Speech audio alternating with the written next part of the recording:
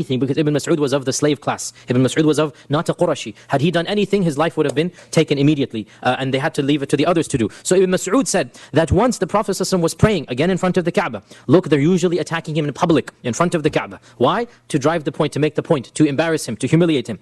When Abu Jahl and a group of his ilk, of his peers, were sitting around each other, and the day before, a camel had just been sacrificed. Camels are not sacrificed on a daily basis. Once every few weeks, somebody's going to sacrifice a camel. So Abu Jahl said, who amongst you will go to the carcass of that camel? There is a dump area outside Mecca. There's an area where you would throw your trash. So who will go to the carcass of that camel and bring the entrail, the intestine, the guts, that which nobody's going to eat, it's been thrown away. Bring that and throw it on the back of the Prophet, of Muhammad, when he is praying to his Lord. Who can do this? It's a challenge. It's a challenge that he's giving now. Who's going to do this? And so the worst of them, Ibn Mas'ud says, the worst of them, Uqba ibn Abi Mu'ayt, the one that we just mentioned. The worst of them stood up and he went. Now can you imagine, this is a nobleman of Quraysh. Right? Can you imagine? He must have been wearing his fine clothes. He's considered to be of the leaders. He goes to a dead carcass and he puts his hand inside this filthy, decomposing body. And he carries with his own two hands entrails, blood, this disgusting, sticky substance. Can you imagine the hatred that is even more disgusting than the body? The hatred that it is in his heart for him to do this. And he comes from that yard, from that lot, and he walks all the way into the city, and the Prophet ﷺ is still praying, because as we know, the Prophet's prayer was long. It's not like our prayer, 2 minutes and we're over. Literally, if you calculate it, some of his prayers would be 2-3 hours, sometimes minimum will be 10-15 minutes, right? This is the prayer of the Prophet ﷺ. So he waited for him to go into sajda. The Prophet ﷺ is unaware of what's happening behind him.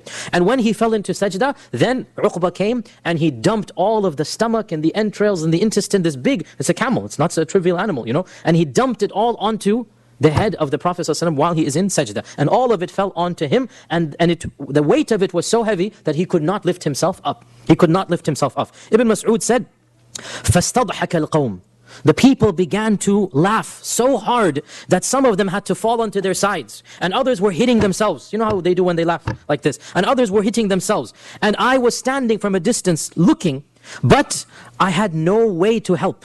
I didn't have mun'a, meaning there was nobody that would have supported me. I am Ibn Mas'ud, these are Abu Jahl and whatnot. Ibn Mas'ud is like Bilal and others, they would have instantaneously been killed because they don't have any honor. This is not their society, they are slaves in this society.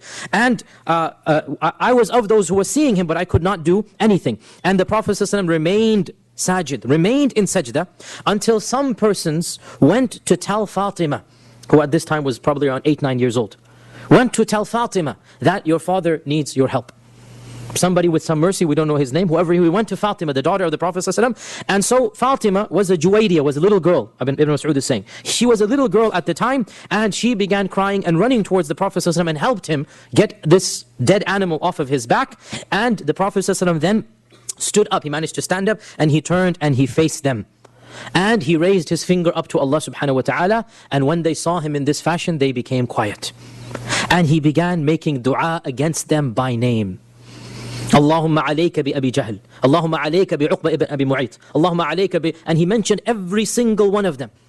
And he mentioned each of them 3 times, until all of them had a deadly pale in their faces. The blood drained from their face. And the people that I mentioned here, Abu Jahl ibn Hisham, Utbah ibn Rabi'ah, and Shayba ibn Rabi'ah, Walid ibn Uqba, Umayyah ibn Khalaf, Uqba ibn Abi Mu'ayt. Ibn Mas'ud said, and there was a 7th, and I forgot his name. 7 people were in this nadi, in this gathering.